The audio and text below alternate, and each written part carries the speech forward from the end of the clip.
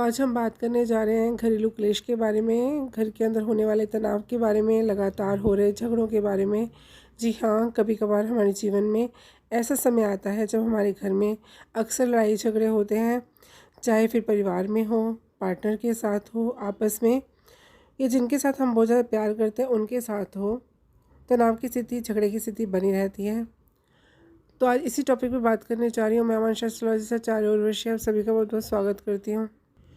घरेलू झगड़ा जिसके होने की वजह से हम अचानक से बहुत ही तनाव की स्थिति में आ जाते हैं। जिस घर में हमेशा तनाव की स्थिति बनी रहती है, लड़ाई झगड़े की स्थिति बनी रहती है, उस घर में लक्ष्मी का वास नहीं हो पाता।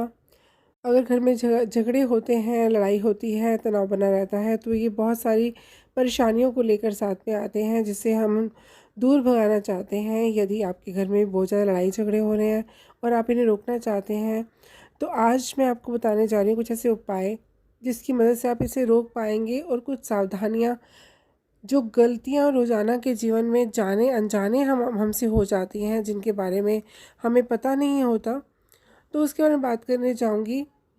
क्योंकि जब हम छोटी मोटी गलतियाँ करते हैं तो इसी की वजह से शुरुआत हो जाती है।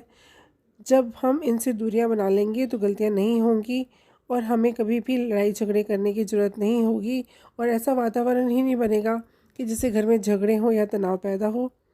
तो आपको बताने जा रही हूँ कौन सी सावधानियाँ करनी है और रखनी है, और कौन से उपाय करने हैं। सबसे पहले सावधानी तो ये रखनी है कि अगर आपके घर में बिजली का सामान ख़राब स्थिति में पड़ा हुआ है, यूज़ नहीं होता, डैमेज है, ख़राब है, इस वजह से भी आपके घर में झगड़े होते हैं। क्योंकि इससे आपके घर के अंदर बड़ी तेज़ी से नेगेटिव एनर्जी बढ़ती है, नकारात्मक ऊर्जा बढ़ती है, जिस वजह से आप सही गलत का फैसला ले नहीं पाते। इसीलिए आपको अपने घर में ख़राब बल्ब, तार और बोर्ड वगैरह को नहीं रखना चाहिए, क्योंकि इससे आपके घर का वातावरण ख़राब हो सकता है और गृह क्लेश का कारण बन जाता है। दूसरी सावधानी आपको रखनी है कि देवी देवताओं को आमने सामने नहीं लगाना चाहिए। जी हाँ, जब आप देवी देवताओं के चित्र या मूर्तियाँ आमने सामने लगाते हैं तो इसको लगाने से घर के अंदर झगड़े बढ़ते हैं, लड़ाई झगड़े बढ़ते हैं। कभी भी इनको आमने सामने नहीं लगाना चाहिए, क्योंकि इससे देवी देवताओं में हमेशा प्रतिस्पर्धा बनी रहती है। आपको हमेशा देवी देवताओं की मूर्तियों को मंदिर में ही लगाना चाहिए, और मंदिर में पूजा के सामान को बिखेर कर नहीं रखना चाहिए।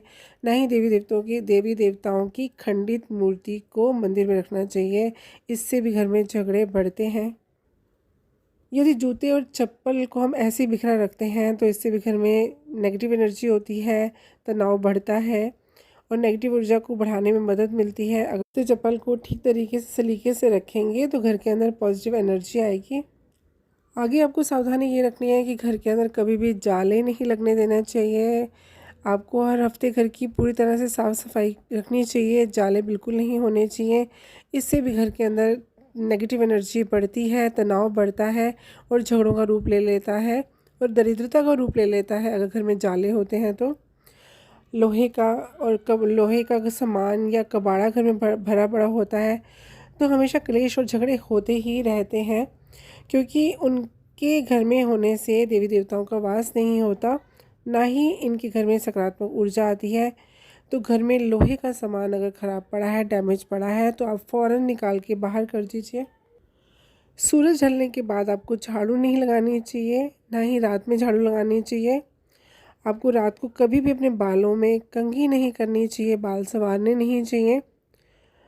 और अगर आपको लगता है आपने किसी फंक्शन में जाना है, किसी पार्टी में जाना है, और आपको बाल संवारने हैं, आपको बाल सेट करने हैं, तो थोड़ा सा गंगा जल का छींटा आप पहले अपने बालों में लगा लीजिए और उसके बाद ही कीजिए।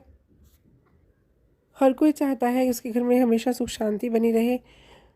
तो क्या है इसके लिए उपाय? मैं आपको 2 उपाय देने जा रही हूँ। आप इस उपाय को कीजिए। इसको करने से क्या होगा, आपके घर के अंदर बड़ी तेज़ी से सकारात्मक ऊर्जा बहेगी, पॉजिटिव एनर्जी बढ़ेगी, और जो तनाव की स्थिति बनी हुई है, झगड़ों की स्थिति बनी हुई है, जिसके कारण आप कुछ कर नहीं पा रहे, आप अपने कार्यस्थल पे जाते हैं तब भी आपका दिमाग तनाव में रहता है, तो ये 2 उपाय करने से आपको बेहद असरदार उपाय हैं। आपको काफ़ी फ़ायदा होगा, आपको काफ़ी बेनिफिट्स आएंगे। ये उपाय कीजिए, अवश्य कीजिए। आपको करना क्या है, 5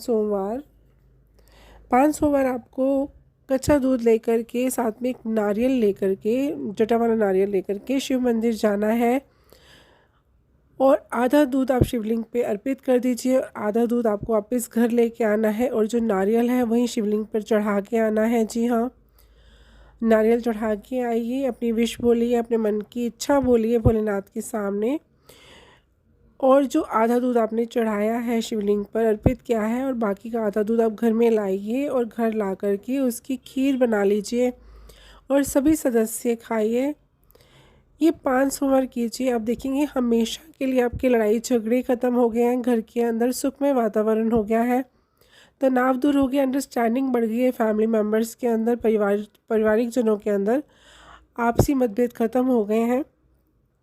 और दूसरा उपाय आपको बताने जा रही हूँ, आपको 5 मंगलवार करना है। जी हाँ, पंचमुखी दिया लेना है, पंचमुखी दिया ले लीजिए, उसमें डालिए सरसों का तेल और हनुमान जी के आगे 5 मंगलवार शाम के समय जला दीजिए और इसके साथ ही जला दीजिए 5 फ्रेगरेंस की, 5 खुशबू वाली अगरबत्ती।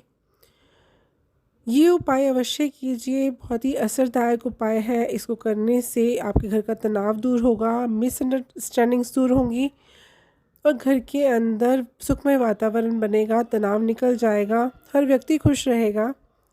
आप ये 2 उपाय कीजिए और जो सावधानियां मैंने बताई हैं वो अवश्य बरतिए। आपके घर के अंदर का वातावरण अच्छा होगा और आपके संकट दूर हो जाएंगे। उम्मीद करती हूँ मेरा वीडियो पसंद आया होगा। अगर पसंद आए तो लाइक कीजिए, सब्सक्राइब कीजिए, शेयर कीजिए। खुश रहिए, स्वस्थ रहिए। धन्यवाद।